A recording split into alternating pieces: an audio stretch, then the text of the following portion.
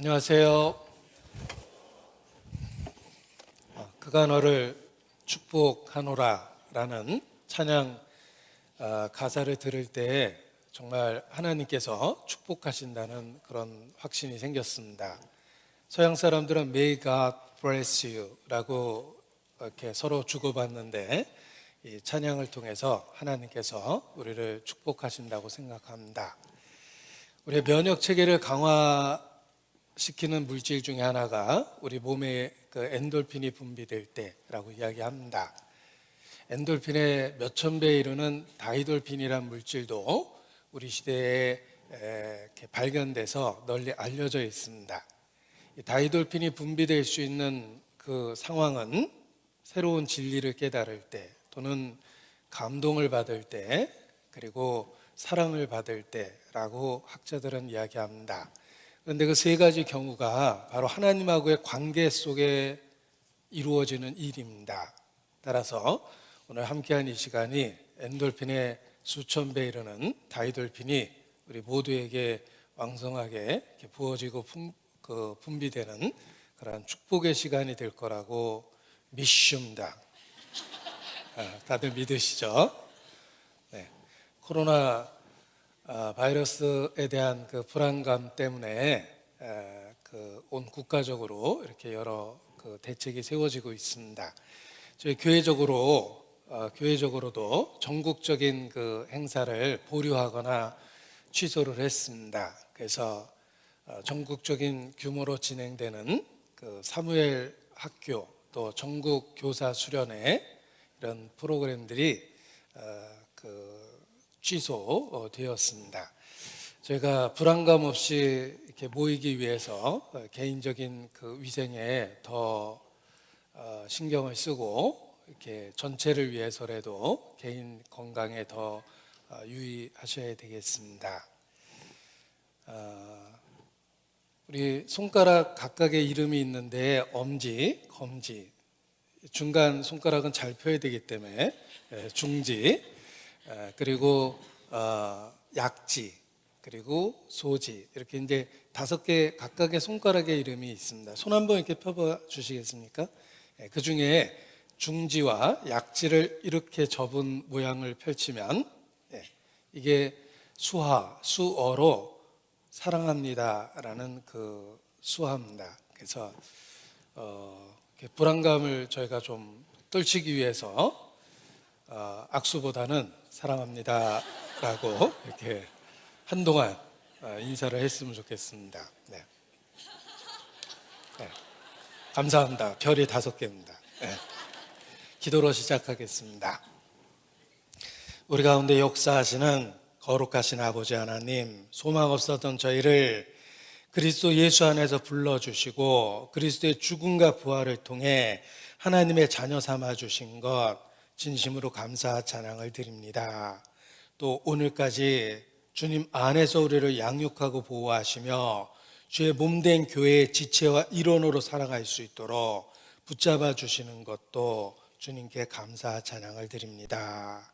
이 시간 모이기를 힘쓰라는 주의 말씀을 기억하고 또 마지막 때가 다가옴을 볼수록 더욱 모이기를 힘쓰라는 주의 말씀에 순종해서 하나님 앞에 그리스도 예수 안에서 함께 모였습니다. 이 시간도 주님께서 주관하시는 시간임을 믿고 더욱 모든 행사를 주께 의지합니다. 우리의 초라함과 우리의 연약함을 고백하고 새롭게 하시는 주의 능력과 은혜를 사모하고 기다립니다. 우리 모두에게 긍휼과 은혜를 베풀어 주시고 은혜를 더하심으로 이 마지막 때를 살 수 있는 능력을 주시고 지혜를 주시기를 주님께 기도합니다. 또 우리 본성 속에 있는 자기를 사랑하는 마음을 확장시켜 주셔서 가족을 사랑하고 이웃을 사랑하고 또 주님이 그러하셨던 것처럼 원수에게도 마음을 넓힐 수 있도록 우리의 삶에 변화를 주시고 능력을 주시기를 주님께 간구합니다. 우리에게 주신 이 확실한 소망을 이웃에게 전할 수 있도록 우리를 도구로 사용해 주시고 우리의 삶을 사용해 주시기를 주님께 간구합니다. 또 이 시간 선교적 일선에서 수고하시는 선교사님들의 사역과 가정도 기억해 주시고 그 수고가 헛되지 않도록 주의 능력으로 함께해 주시기를 주님께 간구합니다.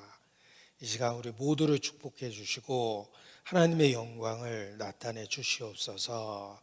주의 긍휼만을 사모하고 기다립니다. 함께하여 주시옵소서. 주께 모든 것을 의지하며 고마우신 우리 구주 예수님 이름으로 기도합니다. 아멘. 네, 성경 시편 23편입니다. 시편 23편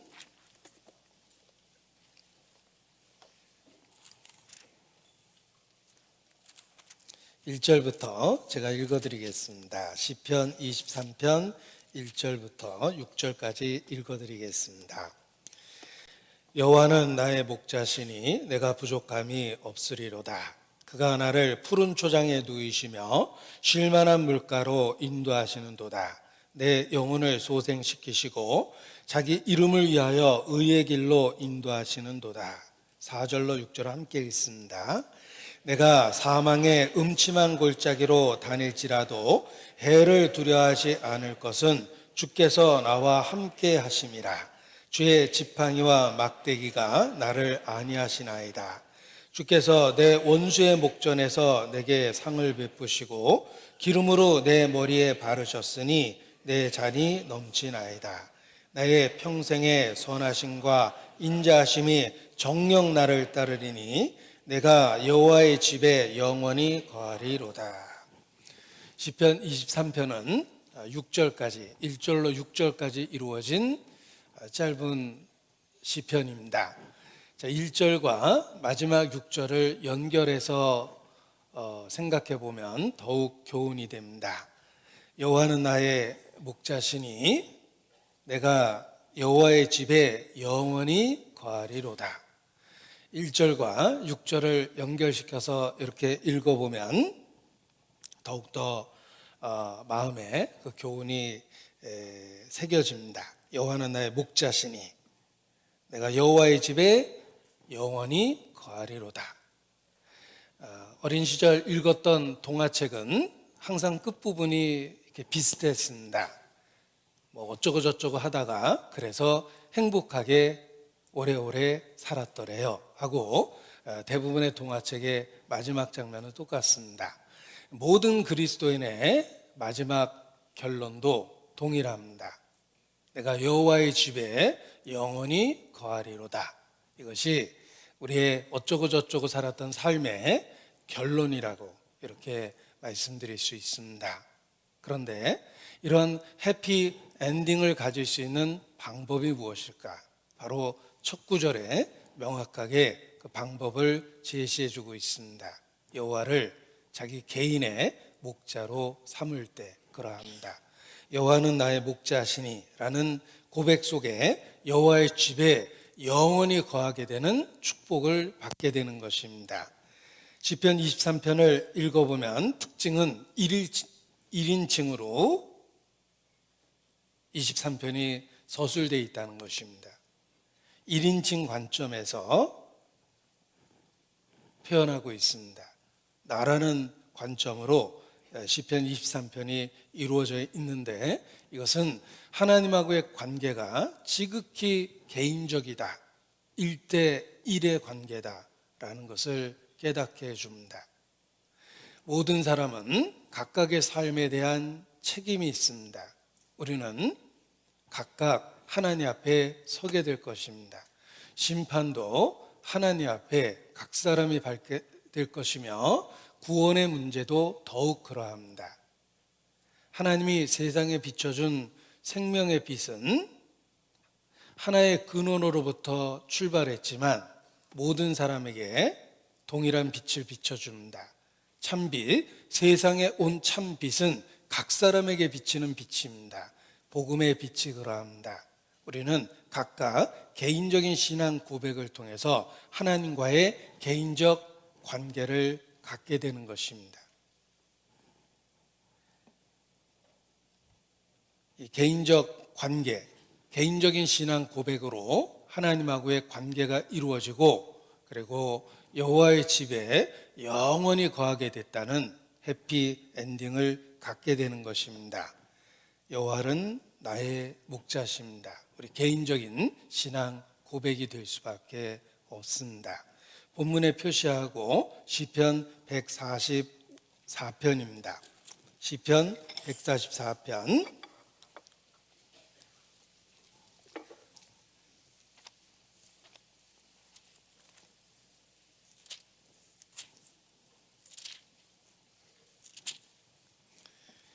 15절입니다. 144편 15절 함께 읽습니다. 이러한 백성은 복이 있나니 여호와를 자기 하나님으로 삼는 백성은 복이 있도다.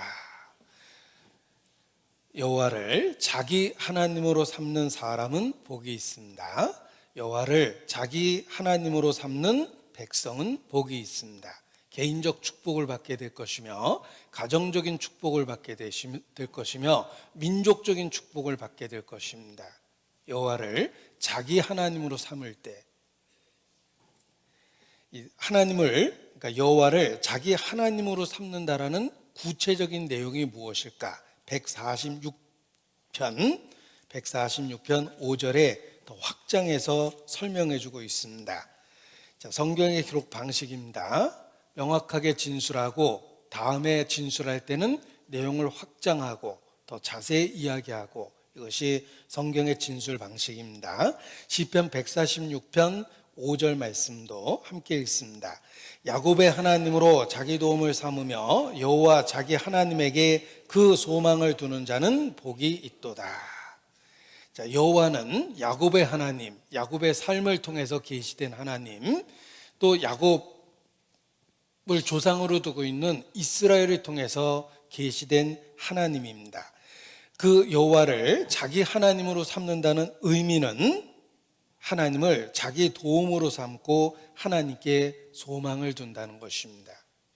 여호와를 자기 하나님으로 삼는 백성은 복이 있습니다. 이것은 여호와를 자기 도움으로 삼고 여호와께 소망을 둔다라는 확장된 의미를 갖고 있는 것입니다. 우리는 육체를 갖고 이 땅에 오신 하나님, 곧 예수님을 믿습니다. 구약 성경에 나타난 여호와 나는 구원자라 라고 선포한 그 여호와 하나님께서 육체를 갖고 이 땅에 오셨습니다. 예수님은 임마누엘, 하나님의 육체를 갖고 우리 가운데 계신 하나님 자신이십니다. 우리는 예수님을 믿습니다. 그 의미는 예수님을 자기 도움으로 삼고 예수님께 소망을 두었다는 것입니다. 그래서 그리스도인의 구체적인 의미를 이 말씀을 통해서도 확인할 수 있습니다.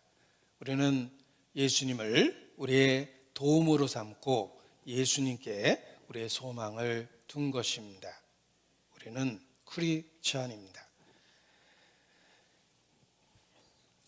야곱의 하나님이라는 표현이 있는데 하나님을 성경에 아브라함과 이삭과 야곱의 하나님이라고 표현했습니다. 개인적 믿음의 선조들의 이름을 거론하고 있습니다. 이것은 언약 관계를 통해서 곧 나의 하나님도 되어주시겠다는 뜻입니다.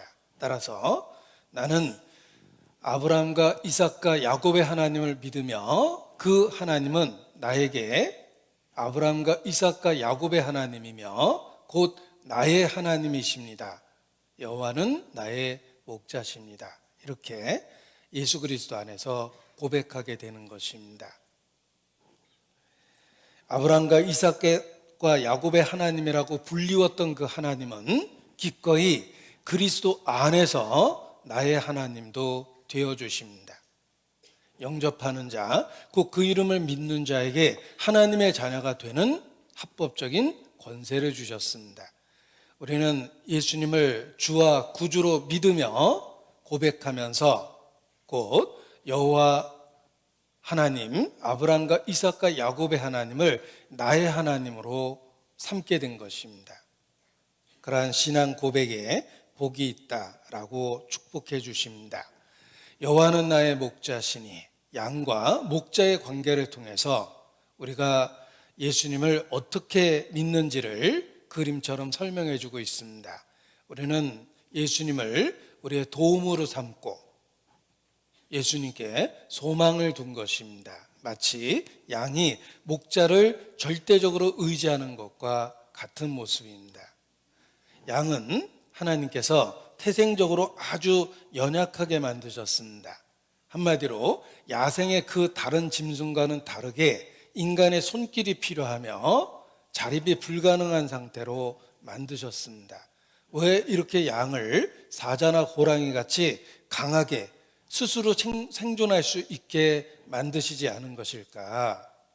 양은 인간을 의지해서 살 수 있는 육축으로 지으셨기 때문에 그렇습니다. 그래서 창세기 1장에도 육축과 들의 짐승을 구별하신 것입니다. 양은 대표적인 육축입니다. 인간의 손길에 의해서 보호되며 인간과 더불어 살 수밖에 없는 연약한 존재입니다. 하나님께서 양을 그렇게 만드셨습니다. 육축이 되도록 연약하게 만드신 것입니다. 이와 같이 왜 능력 있는 하나님께서 인간을 그토록 연약하게 지으셨을까? 그 이유는 구세주 없이 결코 살 수 없다라는 진리를 깨닫게 하심입니다. 우리의 연약함은, 우리의 한계는 왜 우리가 구세주를 믿어야 하는지 그 절대적인 이유가 됩니다. 양의 연약함은 목자를 의지해야 되는 이유가 되며 우리의 연약함도 우리가 구세주를 믿고 의지해서 살아야 된다는 그 이유가 되는 것입니다. 그래서 우리의 연약함을 볼 때마다 우리는 절대적으로 구세주를 신뢰하고 그에게 도움을 얻고 그에게 소망을 둘 수밖에 없는 것입니다. 우리의 연약함이 목자의 필요성, 구세주의 필요성을 절실하게 만들어주는 것입니다.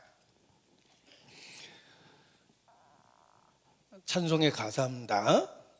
똑바로 걷고 싶어요 주님, 온전한 모습으로.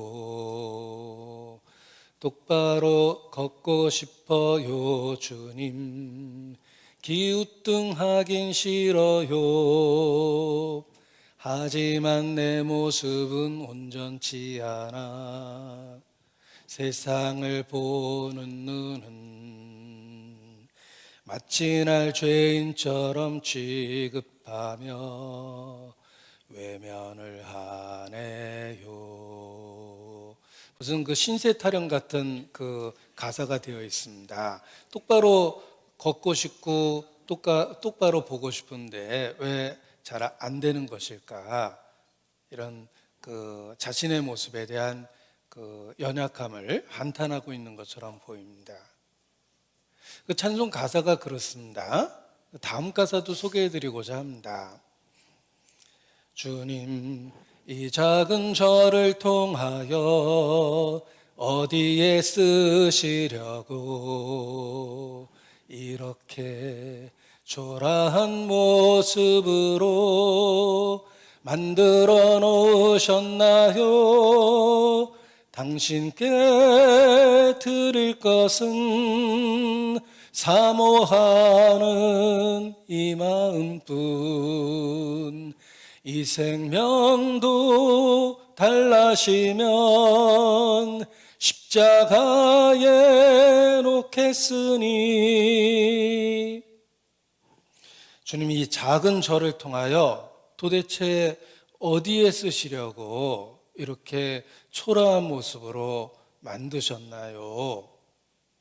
우리의 연약함을 볼 때 정말 그렇게 슬픈 생각이 들기도 합니다. 그런데 기억할 것은 우리의 연약함은, 태생적인 연약함은 왜 우리가 구세주가 필요한지 그 절대적인 이유를 깨닫게 해줍니다. 내가 예수님을 그리스도로 믿는 것은 나의 장점이나 나의 강함이 아닙니다. 나의 연약함, 나의 한계, 인생의 불예측성, 스스로 할 수 없는 무능함이 내가 구주를 믿을 수밖에 없는 이유가 되는 것입니다.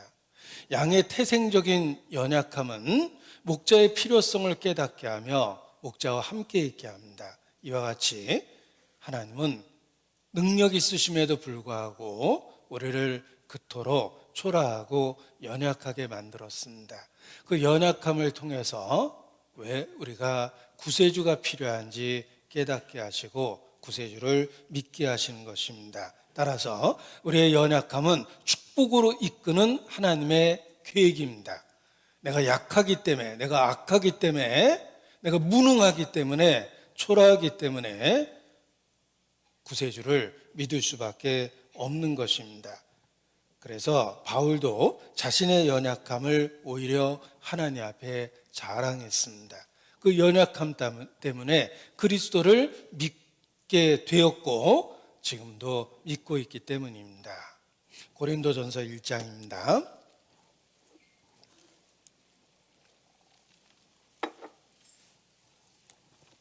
고린도전서 1장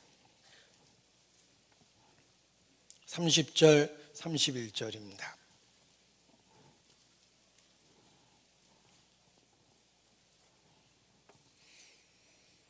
(30절) (31절) 함께 읽습니다. 너희는 하나님께로부터 나와서 그리스도 예수 안에 있고 예수는 하나님께로서 나와서 우리에게 지혜와 의로움과 거룩함과 구속함이 되셨으니 기록된 바 자랑하는 자는 주 안에서 자랑하라 함과 같게 하려 함이니라. 예수님은 우리에게 그리스도입니다. 예수님은 우리에게 그리스도입니다. 그리스도라는 구체적인 의미가 무엇인가? 우리에게 지혜와 의로움과 거룩함과 구속함이 되셨습니다. 우리에게 꼭 필요한 겁니다. 우리가 하나님하고의 관계를 갖기 위해서 지혜와 의로움과 거룩함과 구속함이 필요합니다. 이것은 우리 스스로 생기는 게 아닙니다. 태생적으로 우리에게 없는 것입니다. 그래서 예수님을 통해서 우리에게 지혜와 의로움과 거룩함과 구속함을 주십니다. 예수님은 나의 그리스도입니다. 우리의 연약함이 예수님을 믿을 수밖에 없는 이유가 된 것입니다. 자기의 연약함을 인정하는 것이 하나님 앞에 겸손입니다. 하나님은 겸손한 자에게 은혜를 주십니다. 자기의 연약함을 부정하는 것이 하나님 앞에 교만입니다. 하나님이 가장 싫어하는 것이 무엇입니까? 간음, 살인, 물론 죄를 싫어합니다. 그러나 그러한 죄를 용서하신 기록은 많이 있습니다. 정말 용서받지 못할 죄는 하나님 앞에 교만입니다. 약한 자가 강한 척하고 악한 자가 선한 척하는 것, 그게 교만입니다. 하나님이 가장 싫어하시는 것은 교만입니다. 교만한 자는 은혜를 받지 못합니다. 은혜를 거절합니다. 고의적으로 부정합니다. 그래서 치명적인 죄는, 인간이 범할 수 있는 가장 치명적인 죄는 하나님 앞에 교만이다 라고 성경은 말합니다. 우리는 약한 자입니다. 우리는 악한 자입니다. 우리는 무능한 자입니다. 우리는 선을 행할 능력이 없습니다. 우리는 초라합니다. 보잘것없습니다. 그래서 구세주가 절대적으로 필요합니다. 우리의 연약함은 구세주를 믿어야 될 이유를 깨닫게 하기 위한 것입니다. 하나님 앞에 겸손하라라고 일깨워 주십니다. 자신의 연약함을 인정하는 것이 구세주를 받아들이는 손길이 되는 것입니다. 고린도후서 12장입니다. 고린도후서 12장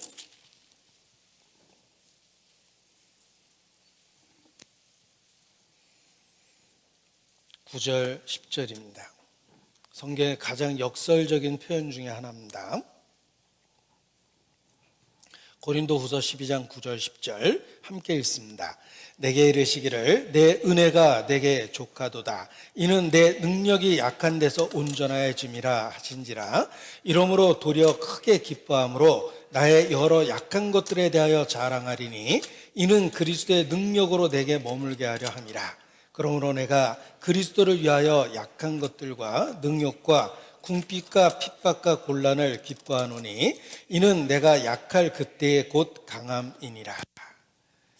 우리는 자신의 약함을 깨달을 때 그리스도 안에서 가장 강해질 수 있습니다. 반대로 자기가 강하다고 느껴질 때가 그리스도 안에서 흔들릴 때요, 위기라고 말씀드릴 수 있습니다.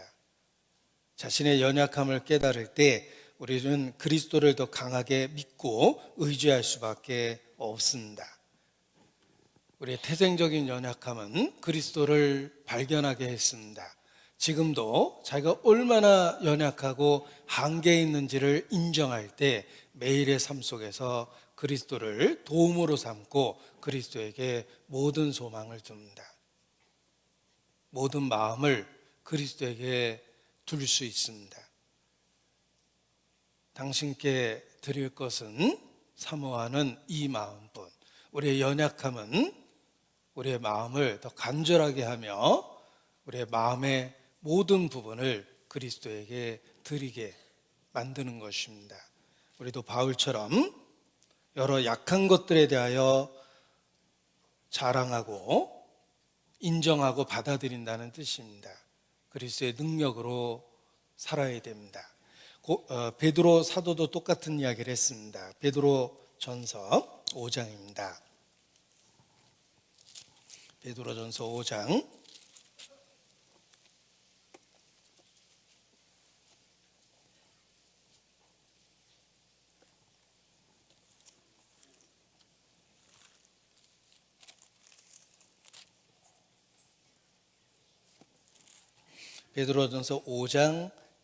5절입니다. 젊은 자들아, 특별히 젊은 자들, 육체적으로 전성기 가운데 있습니다. 그 좋은 상황이 오히려 교만하게 될 수 있을까 봐 경고하고 있는 것입니다. 육체적으로는 좋은 시대입니다. 또 물질적으로 풍성한 때일 겁니다. 지적으로 충만할 때일 겁니다. 그때가 위기가 될 수도 있습니다. 젊은 자들아, 이와 같이 장로들에게 순복하고 다 서로 겸손으로 허리를 동이라. 하나님이 교만한 자를 대적하시되 겸손한 자들에게는 은혜를 주시느니라. 6절을 함께 읽습니다. 그러므로 하나님의 능하신 손 아래서 겸손하라. 때가 되면 너희를 높이시리라. 지금은 자기를 낮춰야 할 시기입니다. 우리가 육체를 갖고 이 땅에 살아있는 그 때에는 자기의 연약함을 절실히 깨닫고 자기를 낮추어야 될 시기입니다. 우리는 매일의 삶 속에서 때마다 일마다 그리스도를 절대적으로 필요합니다. 우리는 연약하고 무능하고 거기다가 악하기 때문에 그렇습니다. 자신의 한계를 인정하는 것, 이것이 겸손입니다. 하나님은 겸손한 자에게 은혜를 주십니다. 필요하기 때문에 채워주시는 겁니다. 그런데 자신이 다 가진 척하면, 강한 척하면 하나님이 주실 수가 없습니다. 교만한 자를 물리치십니다. 하나님께서는 우리의 교만, 치명적인 교만을 막기 위해서 때로는 육체의 가시도 주시고 사단의 사자도 허락하십니다. 그래서 죄성이 얼마나 치명적이고 추악한지 자기네 내면을 깊이 들여다볼 수 있는 그런 시각도 주시고 상황도 주시고 때로 환경도 주십니다. 우리가 얼마나 실수투성인지 연약한지 굳게 결심해도 얼마나 자주 넘어지는지 뼈저리게 깨닫게 하십니다. 왜냐하면 교만이라는 치명적 상태를 막기 위해서입니다. 바울도 교만할까 봐 육체의 가시, 곧 사단의 사자를 주셨습니다.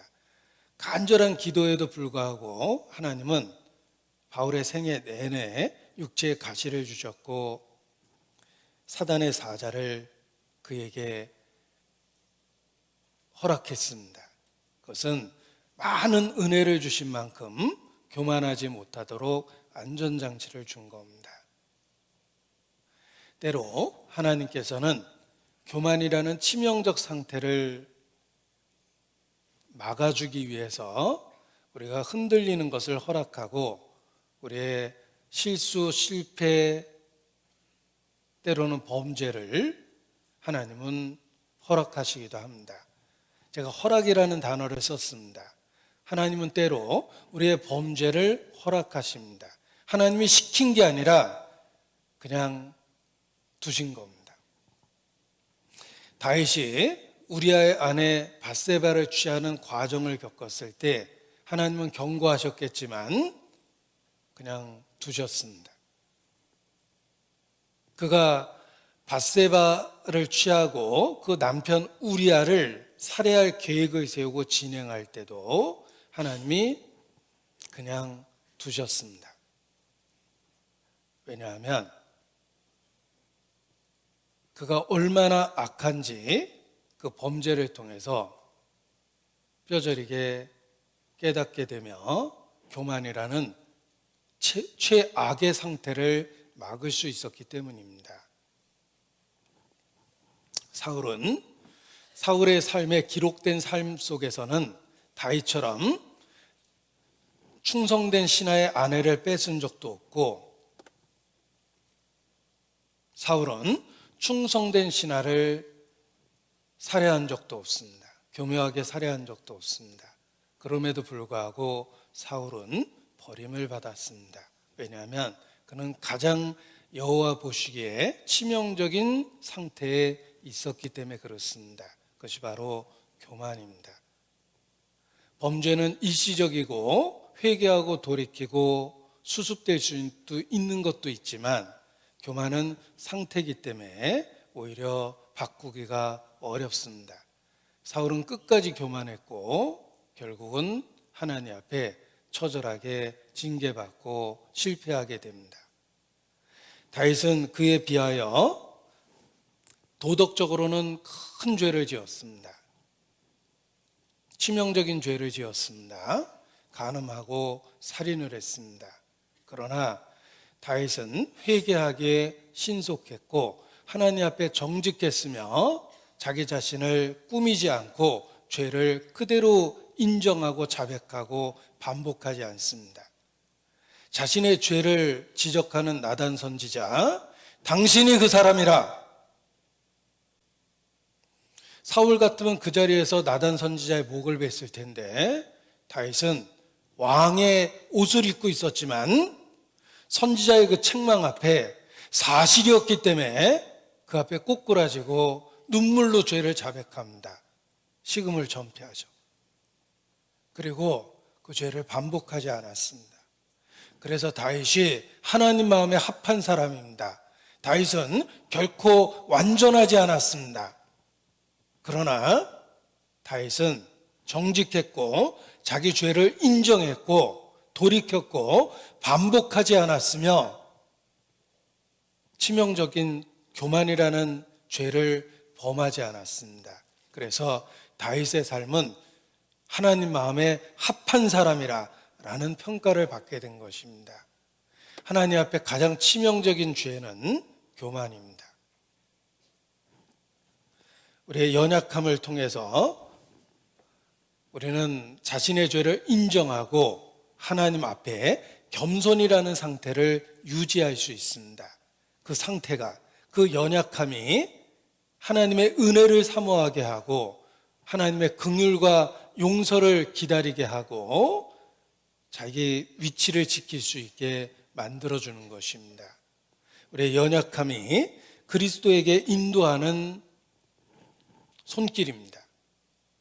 우리가 얼마나 연약하고 악하고 무능한지 알기 때문에 예수님을 그리스도라고 믿는 것입니다.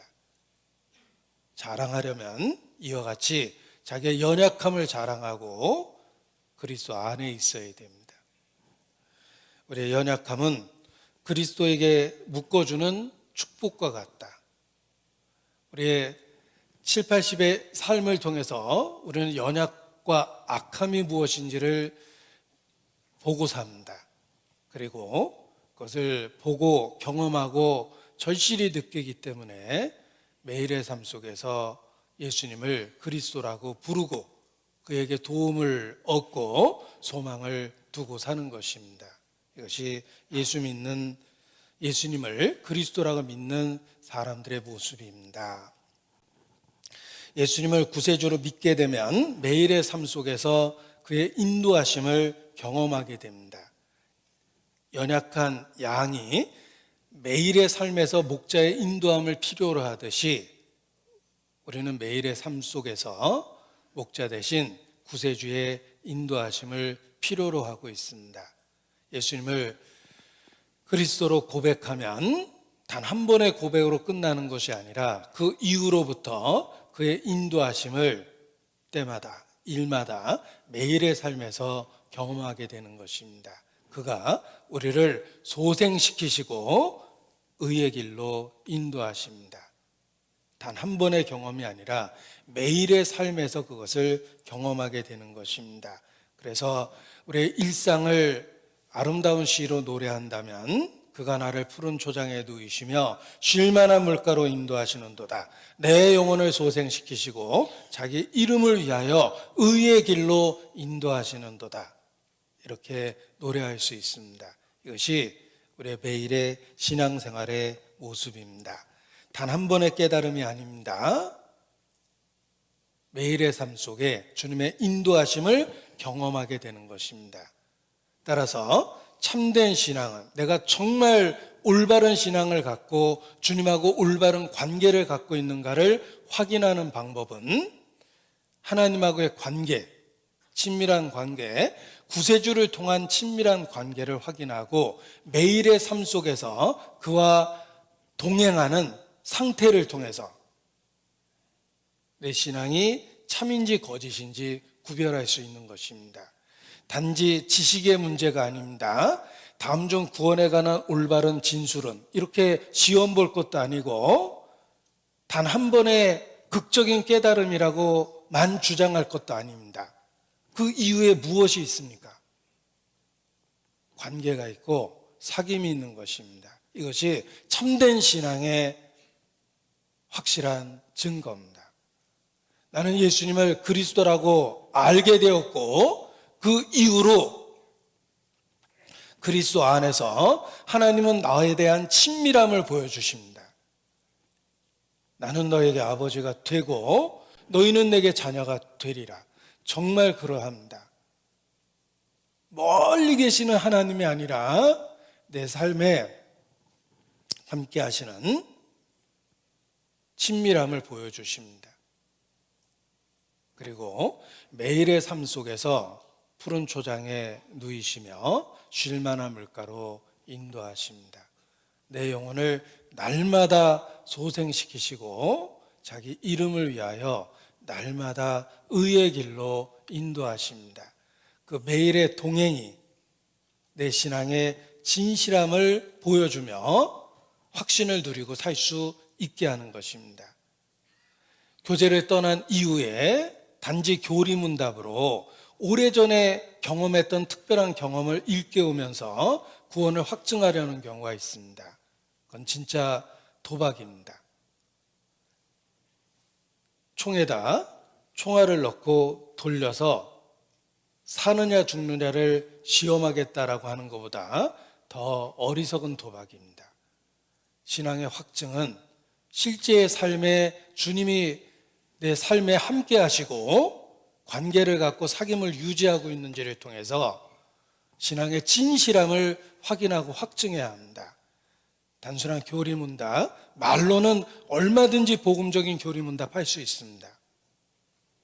이단에 속한 사람들의 삶을 살펴보면 그도 한때 복음적인 고백을 했고 한때 극적인 회심이 있었다라고 눈물로 고백합니다.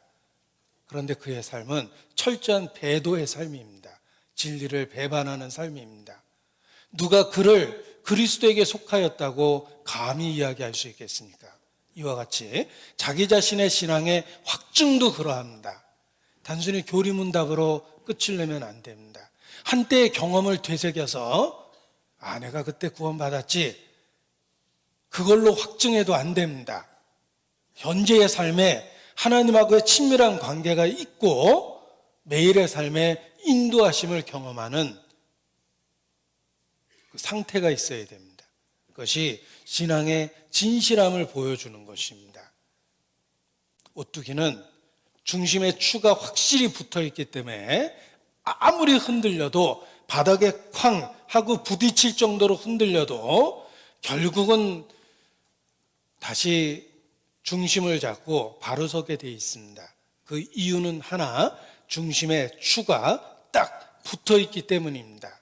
우리 안에 정말 생명이 있다면 바닥에 부딪힐 정도로 크게 넘어졌다 하더라도 7번 넘어져도 8번 일어납니다. 그 흔들렸다 넘어지는 과정 속에서 내 중심에 진리가 있다는 걸 확인하고 확증하는 것입니다. 그래서 신앙생활이 필요합니다. 우리가 복음적인 교회 안에서 함께 신앙생활을 하는 이유는 우리의 신앙의 진실성을 매일의 삶을 통해서 확인하고 확증하자는 것입니다. 주님은 기꺼이 매일의 삶에서 우리가 하나님의 자녀됨을 확인시켜 줍니다. 그래서 지상에서 누리는 천국이라고 표현하는데 구원의 확신을 갖고 매일의 삶을 살게 되는 것입니다. 이 땅에서 궁궐이나 초막이나 내 주 예수 모신 곳이 그 어디나 하늘나라, 그렇게 고백하고 노래하며 신앙생활 하게 되는 것입니다. 정말 매일의 삶 속에 주님의 인도하심이 있는지, 매일의 삶 속에 친밀한 아버지와 아들이라는 관계를 누리고 있는지 자신의 삶을 확인하고 확증해야 됩니다. 이것이 내가 믿음 안에 있는가 시험하고 확증하라 라고 말씀하셨을 때 그 확증하는 구체적인 방법입니다. 이 마지막 때 단순한 교리문답이나 한때의 극적인 경험만을 붙들고 주님 바깥에서 살아가면서 구원의 확신 운운하는 것은 어리석은 것입니다. 실제적인 관계와 사귐이 있는지, 목자의 손길이 매일의 삶에 느껴지는지 확인하고 확증하셔야 됩니다. 주님은 우리의 목자 되셨기 때문에 우리가 분리되어 있는 것이 아닙니다. 매일의 삶 속에서 우리를 소생시키시고 우리를 의의 길로 인도하고 계십니다. 우리의 신앙생활은 목자의 인도함을 받고 매일의 삶을 살아가는 것입니다. 이것이 양과 목자의 모습과 너무나 그림처럼 똑같기 때문에 여호와는 나의 목자시니 라고 표현한 것이며, 또 우리의 영혼의 목자와 감독 되신 예수 그리스도라고 성경에 선언하고 있는 것입니다. 우리는 계속 의의 길로 걸어가며 푸른 초장과 실만한 물가로 계속 이동해야 합니다. 이것이 매일의 신앙생활입니다. 양은 한 곳에 머물게 내버려 두면, 한 곳에 그냥 내버려 두면 점점 큰 문제가 생기게 돼 있습니다. 왜냐하면 다니던 길만 습관적으로 계속 다니기 때문에 도랑이 패고 길을 망가뜨리고 땅을 황폐케 만든답니다. 그리고 늘 같은 곳에서만 풀을 뜯어먹기 때문에 뿌리까지 다 손상시켜서 그 다음에 새로운 풀이 자라는데 어렵게 만든답니다. 그래서 양을 한 곳에서만 키우게 되면 아무리 좋은 초목지도 금방 황폐케 되고, 그곳에서만 머물었던 양은 여러 가지 질병에 시달리며 몸속에는 기생충이 들끓게 되고 고통을 받게 된답니다. 그래서 선한 목자는 게으름을 피우지 않습니다. 부지런히 새로운 목초지를 찾고 양떼를 그곳으로 인도합니다. 이것이 성경이 기록된 상황 속에서 양을 돌보는 목자의 모습입니다. 마찬가지로 우리를 돌보시는 예수님이 그러합니다. 이 팔레스타인 그 지역의 초원은 자주 이동할 수밖에 없는 상황이며 물줄기를 찾아서 때로는 수십 킬로, 수백 킬로를 이동해야지만 생존할 수 있는 곳이다라고 이야기합니다. 우리가 푸른 초장이라고 그러면 아주 비옥한 그런 지역의 푸른 초장을 마음에 생각해내는데 잘못되는 것입니다. 팔레스타인의 푸른 초장입니다. 지역적으로 아주 드물고 한때는 푸른 초장이지만 계속 푸르지는 않다는 것입니다. 그래서 이동을 해야 되는 곳이 팔레스타인의 지역입니다. 목자가 양을 치던 그 지역은 우리나라 같이 그렇게 비옥한 지역이 아니고 광야라는 것을 기억하십시오. 그래서 더더욱 양에게는 목자의 손길이 절대적으로 필요한 것입니다. 이것이 시편 23편이 우리에게 주는 교훈입니다. 그래서 양을 치는 목자 그러면 우리는 잘못 생각하면 대관령의 그 목초지를 생각합니다. 언제든지 푸르죠. 그리고 양이 그 넓은 곳에서 뛰어놀고 있는데 그런 모습이 아니라 광야를 그려야 됩니다. 광야에서 목초지를 찾는 것은 정말 어렵습니다. 따라서 끊임없이 양은 이동을 해야 됩니다. 그것이 생존할 수 있는 방법입니다. 팔레스타인의 광야는 먹을 풀이 많지 않습니다.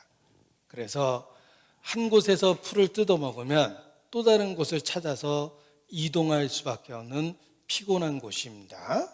그리고 우기가 있습니다. 성경에 이른 비와 늦은 비라는 표현이 있다는 것은 우기가 있다는 뜻입니다. 우기가 있기 때문에 물이 있는 지역이 변화됩니다. 건기에는 물이 있는 곳이 아주 특별한 곳에만 머물 수밖에 없기 때문에 그곳으로 이동을 해야 되고 계절에 따라서 수십 킬로, 수백 킬로를 움직여 다녀야 됩니다. 이것이 양이 생존할 수 있는 방법입니다. 게다가 팔레스타인의 광야는 이리, 여기저기 출몰하는 이리도 있고 그리고 우는 사자가 삼킬자를 찾기 위해서 두루 다닌다라는 표현처럼 사자도 있었습니다. 이 학자들이 팔레스타인에 과연 사자가 존재했는가 이걸 의문을 삼았던 시절이 있었습니다. 그런데 더 세밀한 조사를 통해서 팔레스타인도 한때 사자가 창궐했던 곳입니다. 그래서 삼손이 젊은 사자하고 맞닥뜨리기도 하고 그리고 사자나 곰에 대한 이야기가 성경 곳곳에 나오는 겁니다. 그래서 팔레스타인이란 지역을 생각해 보십시오. 초원이 아니라 광야입니다. 그곳에서 생존하는 양은 고단한 삶을 살 수밖에 없습니다. 끊임없이 목초지를 찾아서 이동해야 되고 우기 건기에 따라서 물을 찾기 위해서 이동해야 됩니다. 게다가 이동할 때마다 이리 때에 공격을 받고 때로는 사자의 공격을 받기도 합니다. 이런 곳에서 양이 어떻게 스스로 생존할 수 있겠습니까? 목자의 절대적인 보호가 필요합니다. 우리가 사는 곳은 천국이 아닙니다. 우리가 사는 곳은 세상입니다. 그 피곤한 삶을 살았던 양의 모습, 광야의 양의 모습이 왠지 세상에 있는 그리스도인의 모습 같지 않습니까? 우리가 신앙을 지키기 위해서 우리는 목자 곁에 절대적으로 붙어 있어야 되는 것입니다. 이 양이 새롭게 되기 위해서는 새롭게라는 말을 영어로 new라고 이야기합니다. new라는 철자의 스펠링을 생각해 보십시오. 스펠링을 생각해 보면 New입니다. 그래서 우리의 그 삶이 새롭게 될 수 있는 방법을 사람들은 그 철자에다가 담아서 이렇게 일깨우기도 합니다. 생명이 새롭게 될 수 있는 방법은 U, 처음에 N입니다. nutrition, 영양이란 뜻입니다. 영양 공급이 잘 돼야 되고, exercise, 운동이란 뜻입니다. 적당한 운동을 해야 됩니다. 또 water, 네이티브 발음으로 하겠습니다. 자, 아무튼 water든 water든 아무튼 물입니다. 신선한 물이 있어야 됩니다. 이것이 생명 활동을 활발하게 할 수 있는 방법이라고 이야기합니다. 하나님이 정하신 자연의 이치입니다. nutrition, 적당한 영양 공급과 exercise, 적당한 운동, 그리고 신선한 water, 물입니다. 이것이 우리의 생명 활동을 활발하게 새롭게 할 수 있는 방법인데 영적으로도 그러합니다. 양에게도 그러합니다. 양은 적당한 영양 공급을 받아야 되고 이동하는 게 피곤해 보이지만 그 이동을 통해서 exercise, 생명 활동을 새롭게 할 수 있는 운동을 하게 되며 그리고 water, 신선한 물을 통해서 양은 생명을 유지할 수 있습니다. 영적으로도 그러합니다. 우리는 영양 공급, 말씀을 끊임없이 공급받아야 되고 exercise, 신앙의 봉사와 활동이 있어야 됩니다. 그리고 water, 성령의 충만을 받고 사셔야 돼요. 그래서 새롭다라는 단어가 영적으로나 육체적으로도 적당한 합당한 교훈을 주고 있다라는 생각을 하게 됩니다. 유라는 말에 s를 붙이면 유스입니다. 이 그리스도인에게는 유스도 필요합니다. 뒤에 마지막 s는 Savior, 구세주입니다. 이 모든 것들을 목자, Savior, 구세주가 우리에게 영양 공급도 시켜주고 운동도 시켜주고 우리에게 성령 충만도 베푸시는 것입니다. 이것이 영적 활동을 새롭게 할 수 있는 방법입니다. 광야라는 척박한 곳에서 끊임없이 피곤한 삶을 살았지만 양은 목자로 인해서 생존합니다. 세상에 있는 그리스도인도 목자로 인해서 생존하고 있다라고 이렇게 말씀드릴 수 있습니다. 그래서 때로는 이스라엘 백성을 하나님께서 인도하실 때 홍해 바다를 가르고 지나가게 하시고 때로는 요단강 넘치는 요단강물에 먼저 발을 담그면 물길을 하나님이 제어하겠다고 약속도 해주십니다. 이와 같이 우리의 삶에 때로는 갈라놓은 홍해 바다를 건너갈 때도 있고 때로는 위기 속에서 신앙을 지켜야 된다고 일깨워 주실 때도 있습니다. 광야에서 이스라엘 백성을 인도하신 하나님, 홍해 바다와 광야와 요단강을 건너게 했습니다.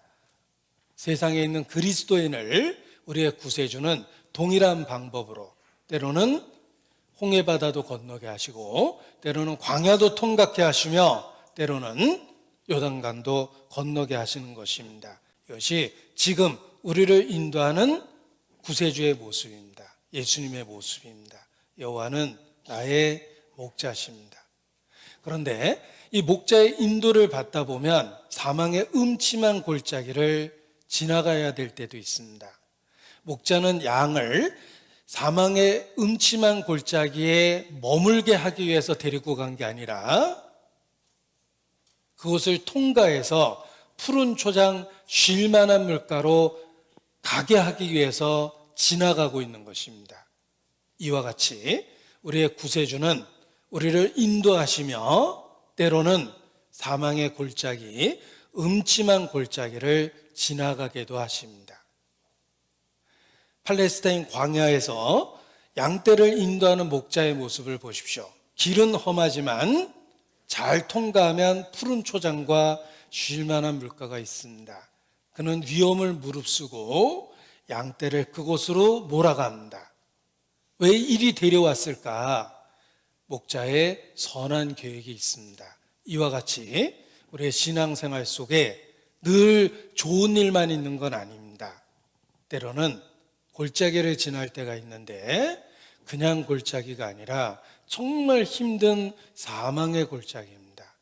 게다가 단지 사망의 골짜기가 아니라 사망의 음침한 골짜기를 지날 때에도 있습니다. 우리 신앙생활에 꼭 좋은 일만 있는 것은 아닙니다. 때로 사망의 음침한 골짜기를 지나가는 시기도 있다는 것입니다. 왜냐하면 우리는 아직 세상에 있기 때문입니다. 요한복음 17장, 예수님의 대제사장으로서의 기도라고 이야기하는 요한복음 17장입니다. 11절.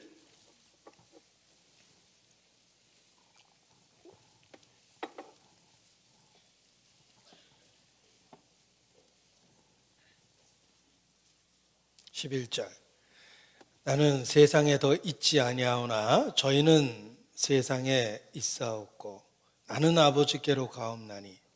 자, 예수님은 아버지께로 가고 오른 하나님 우편에 앉아 계십니다.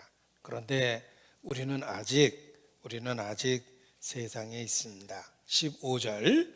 내가 비옵는 것은 저희를 세상에서 데려가시기를 위함이 아니요 오직 악에 빠지지 않게 보존하시기를 위함이니라.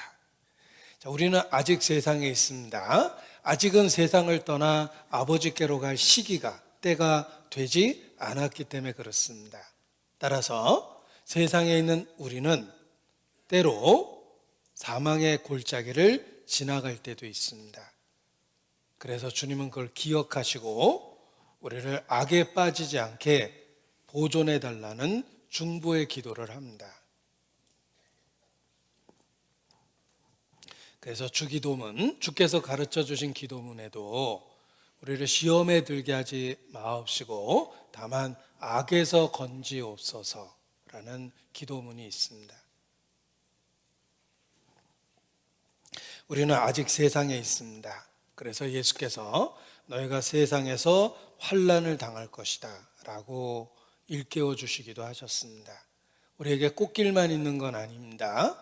목자는 함께 계시지만 늘 푸른 초장에 누워 있는 건 아닙니다. 쉴 만한 물가에만 있는 건 아닙니다. 우리의 7, 80의 삶 속에 때로 사망의 음침한 골짜기를 지나갈 때도 있습니다. 이 골짜기는 단지 오르막길, 내리막길, 돌길 이런 뜻이 아니라 정말 험난한 협곡을 의미하는 단어입니다. 아주 깊고 깊은 협곡, 사전적인 의미를 갖고 있어요. 그런 나락에 떨어질 때도 혹 있다는 것입니다. 우리는 그 골짜기 그러면은 이렇게 무슨 관광지에서 볼 수 있는 이렇게 아름다운 풍광을 생각합니다. 뭐 그랜드 캐년처럼 그 아름다운 그 장대한 모습을 생각하는데 팔레스타인의 골짜기는 그런 모습이 아닙니다. 햇빛이 거의 들지 않는 어둠 침침한 곳, 이런 의미입니다. 우리 지역적으로 항상 그늘진 곳이 있습니다. 낮에도. 바로 사망의 음침한 골짜기라고 표현한 골짜기가 팔레스타인의 그런 특별한 지역입니다. 해가 전혀 비치지 않고 아주 험준하고 거기에 독한 독충이 가득하고 맹수들이 그곳에 서식합니다. 그런 곳을 우리가 지나갈 때도 있다는 것입니다. 이 음침하다라는 말도 차라리 죽는 것이 나을 것과 같은 그런 최악의 환경이라는 그 의미를 갖고 있습니다. 우리의 삶 속에 골짜기를 지날 때가 있습니다. 사망의 골짜기를 지날 때가 있습니다. 그리고 정말 살고 싶지 않은 사망의 음침한 골짜기를 지날 때에도 있습니다. 내가 예수님을 믿고 사는데 믿는 나에게 왜 이런 일이 생기는 걸까? 그런 일이 있을 수도 있습니다. 목자가 함께 하시지만 그럼에도 불구하고 우리는 사망의 음침한 골짜기를 때로 지나가기도 합니다. 정말 죽고 싶은데 때에 사는 것에 대한 소망이 없을 때 그러한 때가 있습니다. 구약시대의 가장 위대한 선지자 그러면 엘리야, 갈멜산에서 거짓 선지자 850명하고 맞짱 든 선지자입니다. 대단합니다. 그러나 엘리야도 우리와 성정이 같았습니다. 그런 슈퍼맨이 아니라 우리처럼 초라하고 연약한 육체를 갖고 있었기 때문에 갈멜산에서 당당했던 그 엘리야도 광야에서 고통받을 때에는 정말 죽고 싶었어요. 그래서 차라리 하나님께 죽음을 구하는 그런 연약한 기도도 합니다. 심지어는 엘리야도 하물며 나 같은 평범한 사람은 오죽하겠습니까? 늘 우리 인생에 푸른 초장 쉴 만한 물가만 있는 것은 결코 아닙니다. 죽고 싶을 때가 있어요. 열왕기상 19장입니다. 열왕기상 19장입니다.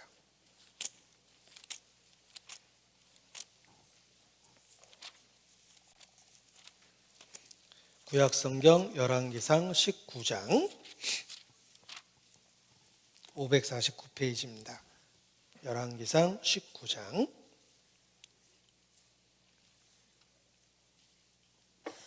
3절입니다.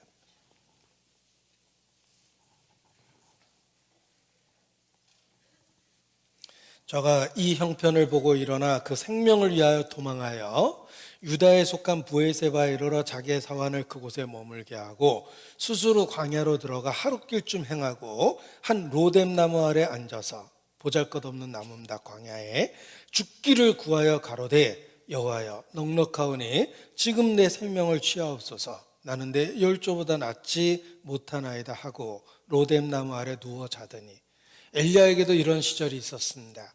엘리야도 살기 위해서 도망가야 했던 시대가 있었습니다.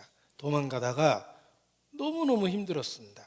절대적인 왕권을 갖고 있었던 그 시대에 왕이 죽이려고 결정하고 쫓아다니면 숨을 데가 없는 겁니다. 죽고 싶었어요. 정말 힘들었어요. 그래서 차라리 죽는 게 낫겠다고 하나님께 감히 그런 기도를 한 겁니다. 그리고 누워 잤습니다. 자, 하나님은 어떻게 하셨습니까? 죽기를 구하는 엘리야, 야, 너에게 실망했다. 어떻게 그럴 수 있냐? 그래, 죽자 하고 데려가셨습니까? 하나님은 그의 연약함을 긍휼히 여기시고 채울하셨습니다. 채울이라는 말은 함께 느낀다는 말이에요. 그리고 그를 위로하고 격려하고 호렙산에 이르르고 결국은 산채로 승천할 수 있는 해피엔딩을 만들어 주십니다. 하나님은 갈멜산 850명 거짓 선지자하고 맞짱 뜰 때만 함께 계셨던 게 아닙니다. 놀라운 승리를 이룰 때에도 함께 하셨지만 개인적으로 낙심하고 고통받고 슬퍼하고 절망했던 그 시기에 더욱 함께 하셨어요. 친히 어루만지고 쉴 수 있도록 시간을 주고 육체가 있다는 걸 아시기 때문에 먹이시고 그리고 격려해서 호렙산으로 이끌어서 그를 더 새롭게 만들어 주십니다. 5절 로뎀나무 아래 누워 자더니 천사가 어루만지며 이르되, 자, 천사는 하나님의 일꾼이니까 결국은 하나님의 함께하심, 인지하심이 되는 겁니다. 하나님이 어루만지셨죠? 터치하셨습니다. 일어나서 먹으라 하는지라. 본즉 머리맡에 숯불에 구운 떡과 한 병 물이 있더라. 이에 먹고 마시고 다시 누웠더니 한 번 갖고는 회복이 안 됐죠? 여호와의 사자가 또다시 와서 어루만지시며 이르되 일어나서 먹으라. 내가 길을 이기지 못할까 하노라 하는지라. 이에 일어나 먹고 마시고 그 식물의 힘을 의지하여 40주 40야를 행하여 하나님의 산 호렙에 이르니라. 보십시오. 갈멜산에만 하나님이 함께 계셨던 게 아닙니다. 광야 로뎀나무 아래 죽기를 구하는 그 절망적 상태에서도 주님은 함께 하셨어요. 오히려 더 친밀함을 보여주십니다. 직접 터치하시고 쉴 수 있도록 시간을 주시고 음식이 필요하다는 걸 아시기 때문에 먹이시고 마시게 했습니다. 지금도 그렇습니다. 이 엘리야를 터치하신 그 하나님은 그리스도 안에서 우리의 머리털까지 세심받은 세밀한 관심을 갖고 우리를 돌보고 계십니다. 여호와는 나의 목자십니다. 사망의 음침한 골짜기를 지날 때에도 주께서 함께 하십니다. 그래서 우리가 신앙을 광야 같은 세상에서 지키고 사는 것입니다. 정말 주께서 함께 하시기 때문입니다. 시편 23편 다시 보겠습니다. 시편 23편입니다.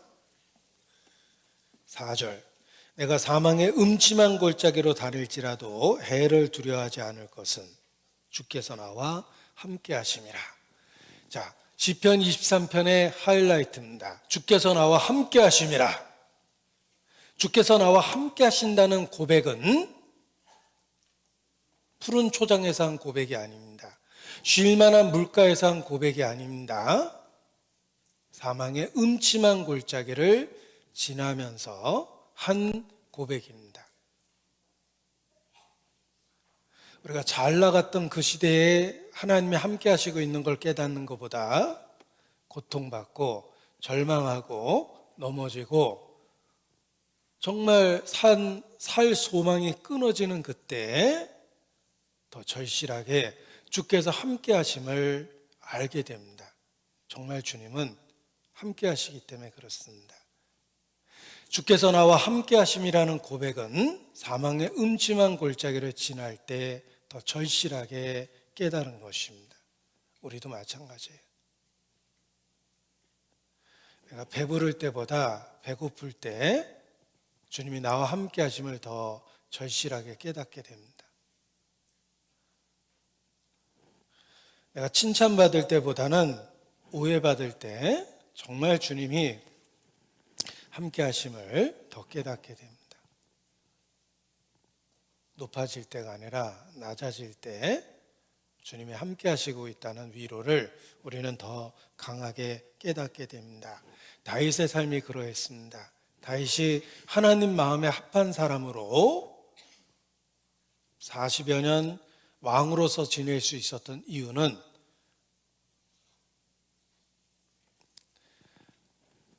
그 이전에 목동으로서의 삶을 살았고 광야를 경험했고 사울의 핍박을 경험했기 때문에 사울과 다른 삶을 살 수 있게 된 것입니다. 다윗도 사망의 음침한 골짜기를 지날 때 그러한 경험을 많이 했기 때문에 하나님이 정말 함께 하시고 있다는 걸 뼈저리게 깨달았습니다. 그래서 왕이 되었던 그 시절에도 하나님의 임재를 느끼고 살아갈 수 있게 된 것입니다. 우리 개인적으로도 그렇습니다. 하나님이 나와 함께 하심을 가장 고통스러운 그때에 오히려 경험하게 됩니다. 2차 대전 당시 나치 독일의 악명 높은 수용소 라벤스부르크에 유대인을 도와줬다는 이유로 가족이 유대인과 같이 감옥에 갇혔습니다. 신앙 때문에 위험을 무릅쓰고 유대인을 도와줬고 신앙으로 그 감옥 생활을 잘 견디고 자신에게 주신 그 은혜를 책으로 써서 널리 알려지게 했습니다. 그녀의 이름은 코리 텐 붐입니다. 코리 텐 붐은 그의 그 책으로 널리 알려져 있습니다. 그가 그 수용소에서 정말 고통을 받았어요.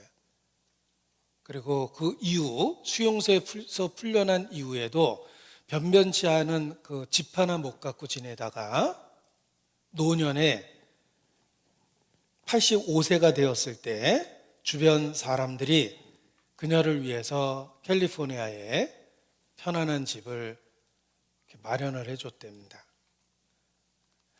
그곳에 놀러온 그 사람들이 그 아름다운 집을 보고 그녀에게 말하기를 콜이 너에게 이렇게 아름다운 집을 주신 하나님을 보니까 정말 하나님은 선하신 분이시네요 라고 이렇게 이야기를 했습니다. 그때 그 코리덴분 여사가 전혀 다른 이야기를 했습니다. 아닙니다. 하나님은 내가 라벤스부르크 그 수용소에 있을 때에도 선한 분이셨습니다. 이렇게 고백을 합니다. 노년에 캘리포니아의 아름다운 집에 살게 됐을 때만 하나님이 함께 계셨던 것이 아니라 수용소 가장 고통스러웠던 그 시절에 하나님은 오히려 나에게 더 선하신 분이었다. 그 시절에 정말 자신과 함께해서 보호하셨다라는 고백을 합니다. 우리의 삶도 회고해 보면 그러할 것입니다. 잘 나가던 시절에 하나님의 은혜를 경험했던 것보다 가장 힘들고 절망적이고 고통스럽고 어려웠던 시절에 정말 주께서 나와 함께 하셨다는 것을 우리도 고백하게 될 것입니다. 주님은 사망의 음침한 골짜기를 지날지라도 그곳에 함께 하시기 때문에 그렇습니다. 제 어린 시절 저는 5남매 막내로 자랐습니다. 어머니에겐 5아이가 있었기 때문에 제 스스로도 어머니에게 저는 그렇게 중요한 존재는 아니라고 생각했어요. 5 중에 하나, 그것도 막내인데 이런 식으로 생각을 했습니다. 그런데 어머니에게 내가 정말 소중한 존재라는 걸 아주 가끔 깨달았는데 주로 다쳤을 때, 아팠을 때, 병원 갔을 때입니다. 다치거나 아프면 어머니가 얼마나 안절부절하고 그리고 그 먹고 살기 힘들었던 그 시절에 어떻게 해서든지 나를 병원에 데려갔던 모습을 기억합니다. 그래서 철없던 그 시절에도 어머니가 나를 사랑하기는 사랑하나 보다 가끔 특히 아팠을 때 이렇게 생각했던 때가 있었습니다. 그런데 하나님에 대해서도 똑같습니다. 우리가 신앙적으로 점점 성장해 보면 가장 힘들고 어려웠던 시절에 정말 하나님은 함께 하셔서 그 시절에도 신앙을 지킬 수 있도록 보호하시고 인도하셨다라는 고백을 하게 됩니다. 여호와는 나의 목자십니다. 하나님은 나에 대한 소유권을 갖고 계시며 나에 대한 주권을 갖고 계시고 나에게 순종을 요구하시기도 하지만 그는 내 삶에 대한 책임을 지고 나를 인도하고 계십니다. 그래서 좋은 거 누릴 때 하나님의 은혜를 깨닫는 것보다 힘들고 어려웠던 그때 하나님의 은혜를 더 깨닫게 하십니다. 그리고 그 힘들고 어려웠던 그 시기를 겪으면서 소망을 더욱 굳게 두고 주님을 나의 도움의 유일한 근거로 삼게 됩니다. 그래서 신앙적으로 더 성장하고 성숙하게 됩니다. 사명의 음침한 골짜기를 지날 때마다 우리 자신이 성장하고 성숙하고 있다는 걸 기억해 보십시오. 그래서 더 좋은 것을 주시려고 우리를 그 골짜기로 때로는 인도하시는 것입니다. 굉장히 그 대리석이 비쌌던 시절에 미켈란젤로가 그 귀한 대리석을 큰 돈 주고 구입을 했습니다. 굉장히 좋은 대리석을 구입했다는 이야기를 듣고 사람들이 구경 왔는데 미켈란젤로가 그 좋은 대리석을 여기저기 막 푹푹 파내고 있었습니다. 아니 이렇게 귀한 대리석을 이렇게 많이 깨버리면 어떡합니까? 라고 물어보니까 이 대리석이 깨어져 나갈 때 비로소 조각이 이루어지는 것입니다. 만들어지는 것입니다.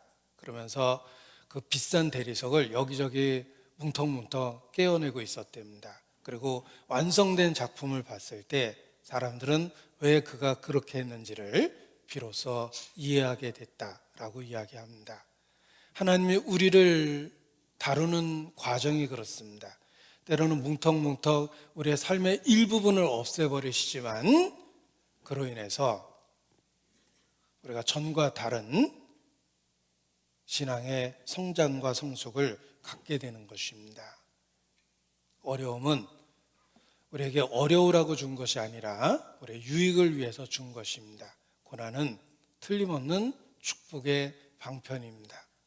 우리의 신앙이 유치하고 어리고 미련해서 겪을 때는 원망이 혹 생길 때도 있지만 주님은 결코 우리의 고통을 통해서 나쁘게 하신 적이 없습니다. 뒤돌아보면 확실하게 알 수 있어요. 우리 어려웠던 그 시기에 주님을 만났고 그 어려웠던 시절에 신앙을 지켰고 그 시기를 신앙적 위기를 극복해낸 겁니다. 고난에 대한 어려움에 대한 이야기를 할 때마다 제가 이렇게 그림을 그려보는 것이 있습니다. 하나님께서 어느 날 한 가지 명령을 하셨습니다. 큰 바위를 매일매일 밀라고 명령하셨습니다. 밀어봤지만 꿈쩍도 안 합니다. 하나님의 명령이기 때문에 순종했습니다. 매일 밀었습니다. 여전히 꿈쩍도 안 합니다. 그러나 하나님 말씀이기 때문에 순종하고 매일 밀었습니다. 여전히 움직이지 않습니다. 어느 날 갑자기 마음에 원망이 생겼습니다. 움직이지도 않는 큰 돌을 왜 밀라고 하는 걸까? 하나님께 물어봤습니다. 하나님 꿈쩍도 안 합니다. 이걸 벌써 그렇게 오랫동안 나보고 밀라고 하십니까? 하나님 말씀하십니다. 그 돌은 너무 크기 때문에 결코 움직일 수 없단다. 그래서 내가 내게 움직이라고 그런 게 아니라 밀라고 그런 것이다. 네가 아무리 밀어도 그 돌은 무겁기 때문에 절대 움직이지 않는다. 그러나 내가 원한 것은 순종이다. 너는 밀라는 말에 순종해서 매일 밀었고 돌은 꿈쩍도 안 했지만 변화된 내 모습을 보라. 자기 자신을 살펴보니까 전과 달라진 자기 모습을 볼 수 있었습니다. 근력도 좋아졌고 힘줄도 생기고 알통도 생기고 전과는 다르게 건강해진 자기 모습을 볼 수 있었습니다. 네가 순종했기 때문에 그만큼 더 강해질 수 있었던 것이다. 움직이지도 않는 돌을 내가 순종해서 매일 밀었으니까 이제 내가 그 돌을 움직여주겠다. 한 번에 움직이셨습니다. 제가 이 화가 마음에 교훈이 돼서 힘들 때마다 A4 종이를 백지로 펼치고 거기다 큰 돌을 그리고 밀고 있는 제 모습을 그려봅니다. 주님의 뜻이 있습니다. 이걸 밀라고 하신 데는 주님의 뜻이 있어요. 나는 움직이지 못하지만 적어도 순종은 하겠다. 듣든지 아니 듣든지 가서 여호와의 말씀은 이렇다 하라. 완고하고 움직이지 않는 사람을 볼 때마다 그런 생각을 합니다. 어느 날 정말 하나님이 움직여 주시면 완고한 사람도 움직이게 돼 있어요. 저는 움직일 거라고 확신합니다. 왜냐하면 저 자신도 움직였기 때문에 그렇습니다. 내가 얼마나 강팍한지 성경을 읽으면서 내 자신의 모습을 더 철저하게 알았습니다. 그러한 나도 하나님이 움직이셨기 때문에 하나님이 못 움직일 사람은 없다라는 생각을 합니다. 그래서 듣든지 아니 듣든지 여호와의 말씀은 이렇다 하라. 전도할 수 있는 결단을 하고 용기를 갖고 행할 수 있는 것입니다. 우리는 때로 사망의 음침한 골짜기를 지나갑니다. 그런데 우리가 겪고 있는 이 고통에는 세밀한 하나님의 설계가 있습니다. 저는 놀이동산에 위험해 보이는 그 기구들을 볼 때마다 그 생각을 합니다. 우리 저 롤러코스터, 청룡열차 이런 거 굉장히 위험해 보이는데 사실은 우리가 알고 있는 모든 지식을 동원해서 안전하게 설계된 겁니다.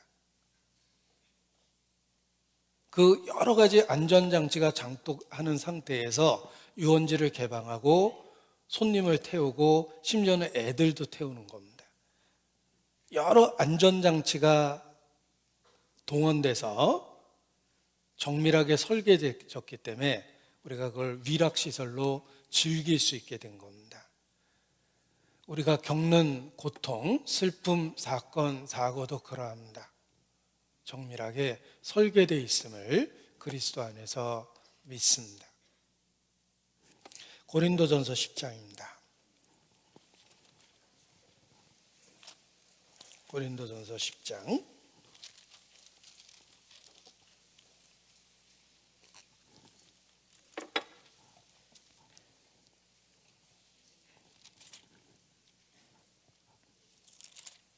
고린도전서 10장 13절 같이 읽습니다. 사람이 감당할 시험 밖에는 너희에게 당한 것이 없나니 오직 하나님은 미쁘사 너희가 감당치 못할 시험 당함을 허락지 아니하시고 시험 당할 즈음에 또한 피할 길을 내사 너희로 능히 감당하게 하시느니라. 자, 하나님은 미쁘십니다. 진실되고 참됩니다. 그리스도 안에서 우리를 다루시는 하나님의 계획과 손길은 미쁘십니다. 진실되고 참되십니다. 아들을 아끼지 않고 내어주신 이가 우리를 얼만큼 사랑하시는지 확실하게 보여주셨고 그 아들과 함께 모든 것을 은사로 주시지 않겠느냐 약속하셨습니다. 그 하나님이 우리의 삶을 정교하게 설계하셨습니다. 어디에 푸른 초장이 있고 어디에 누워 있어야 되고 어디에 사망한 음침한 골짜기가 있으며 어디를 지나가야 될지를 아십니다. 하나님은 미쁘시기 때문에 그렇습니다. 그래서 감당하지 못할 시험은 허락지 않으십니다. 감당하지 못할 시험은 허락지 않으십니다. 그리고 감당하지 못할 즈음에는 피할 길을 내십니다. 여러 가지 안전장치가 설계되어 있는 겁니다. 감당할 만큼 설계했고 감당하지 못할 때는 피할 길을 주시고 우리가 겪고 있는 어려움은 이유 없는 고통, 슬픔이 절대로 있을 수가 없습니다. 자녀를 이유 없이 학대하는 부모는 진실한 부모는 없습니다. 하나님은 진실한, 신실한 영적 아버지입니다. 그는 우리에게 이유 없이 우리를 사망의 음침한 골짜기로 몰아가지 않습니다. 선한 목자시기 때문에 그렇습니다. 그래서 지금은 사망의 음침한 골짜기를 지나간다 하더라도 우리에게 필요한 건 믿음입니다. 피할 길을 주십니다. 감당할 만큼 주십니다. 그리고 지나가고 있습니다. 과정입니다. 과정 뒤에는 더 큰 유익이 있기 때문에 그 과정을 겪게 하시는 것입니다. 내가 걷는 이 길이 혹 굽어도는 수가 있어도 내 심장이 울렁이고 가슴 아파도 내 마음속으로 여전히 기뻐하는 까닭은 하나님은 실수하지 않으심일세. 내가 걷는 이 길이 혹 굽어도는 수가 있어도 혹 심장이 울렁이고 가슴 아파도 내 마음속으로 여전히 기뻐하는 까닭은 하나님은 실수하지 않으심일세. 하나님은 결코 실수하지 않습니다.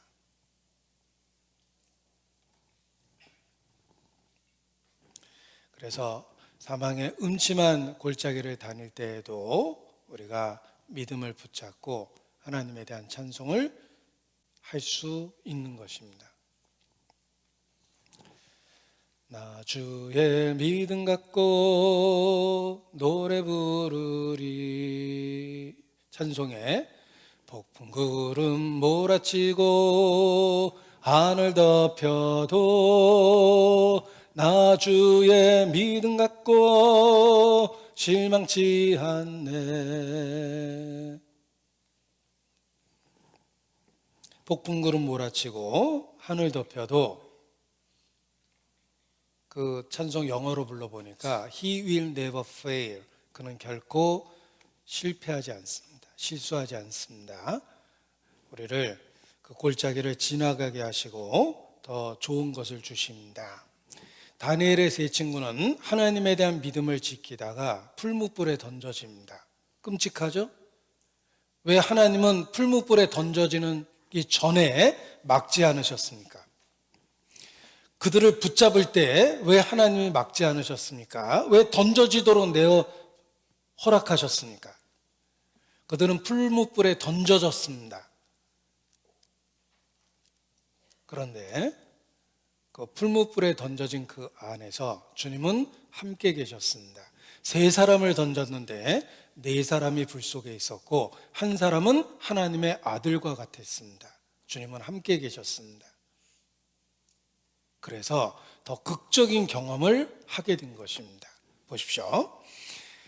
다니엘의 세 친구가 우상에게 절하기를 거절했을 때 왕이 만약에 풀무불에 던져놓으라 해서 꽁꽁 묶고 있는데 하나님이 왕의 마음에 변화를 주셨어요. 잠깐 생각해 보니까 좀 심한데 없었던 일로 하자. 이렇게 만약 성경에 끝이 났다면 성경에 기록도 안 됐을 거예요. 왕이 변덕스럽다고 생각하겠죠. 하나님이 함께 하시고 있다는 걸 확실하게 보여줬습니다. 풀무불에 던져졌고 그 최악의 상태에서 건질 수 있는 분은 하나님 한 분이십니다. 따라서 온 바벨론 사람들이 하나님이 함께 하셨다는 걸 알았어요. 그 후에 성경에 기록됐기 때문에 우리까지도 2500년의 격차를 넘어서 다니엘의 세 친구를 기억하고 있습니다. 풀무불에 던져졌기 때문에 더 놀라운 경험을 할 수 있었던 거예요.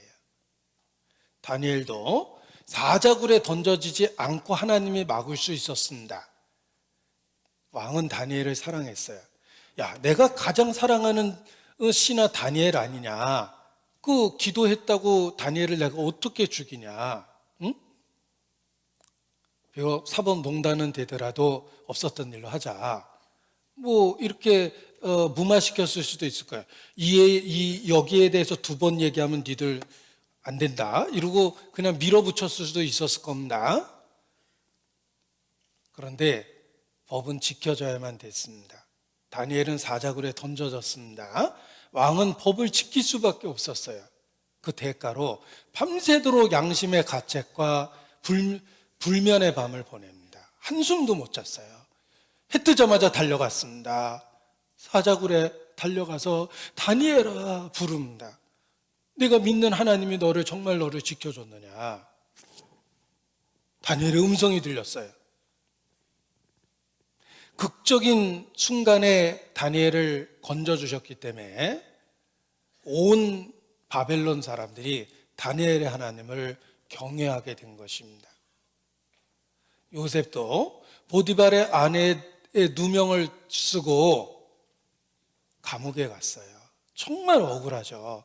하나님 뜻대로 살려고 정조를 지켰는데 결과는 감옥에 간 거예요. 그러나 그 감옥에 갔기 때문에 애굽의 총리가 됩니다. 지금도 그렇습니다. 우리가 혹 사망의 음침한 골짜기를 다닐 경우도 있어요. 이유 없는 고통을 당하고 사건 사고 속에 휘말릴 수 있습니다. 그러나 하나님은 미쁘십니다. 하나님은 실수하지 않으십니다. 이것은 과정이며 반드시 유익이 있습니다. 그래서 하나님이 허락하신 것입니다. 이런 기도문이 있습니다. 큰 일을 이루기에 힘을 주십사 하나님께 기도했더니 겸손을 배우라고 연약함을 주셨습니다.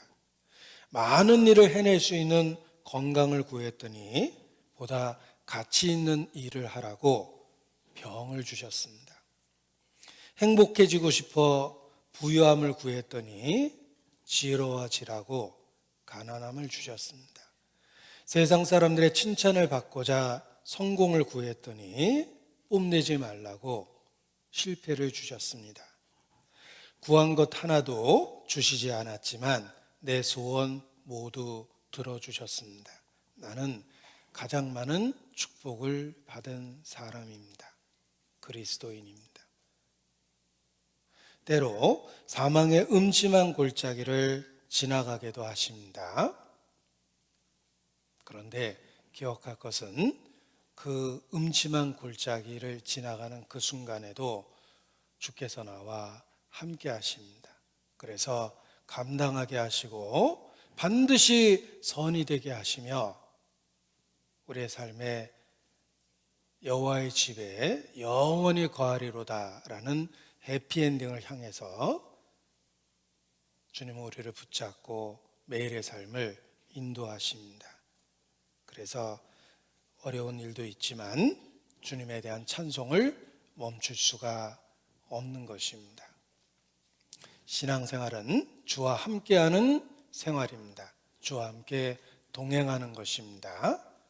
여호와는 선한 목자십니다. 때로 사망의 음침한 골짜기를 다닐 때에도 여전히 함께 하십니다. 주와 같이 길 가는 것 즐거운 일 아닌가. 우리 주님 걸어가신 발자취를 밟겠네. 어린아이 같은 우리 미련하고 약하나 주의 손에 이끌리어 생명길로 가겠네. 한 걸음 한 걸음 주 예수와 함께 날마다 날마다 우리는 걷겠네. 여호와는 나의 목자십니다. 기도하시겠습니다. 거룩하신 아버지 하나님, 우리를 붙잡아 주시고 매일의 삶 속에서 인도해 주시는 것 저희가 알고 더욱 주님께 감사 찬양을 드립니다. 때로 삶의 고통도 있고 슬픔도 있고 살 의지가 끊어질 때도 있습니다. 그러한 때도 우리를 붙잡고 신앙을 지켜주시는 것, 모든 것이 협력해서 선이 되게 해주시는 것 주님께 감사 찬양을 드립니다. 우리 모두 천성에 이르는 그날까지 우리 모두를 보존해 주시고 우리를 통해서 하나님의 영광을 나타내 주시옵소서. 주께 의지합니다. 이 험난한 세상 또 불안한 세상에서 주의 권능으로 우리를 붙잡고 지켜주시며 우리를 통해 주의 역사를 이루어 주시기를 주님께 간구합니다. 주께 의지합니다. 고마우신 우리 구주 예수님 이름으로 기도합니다. 아멘. 네, 찬송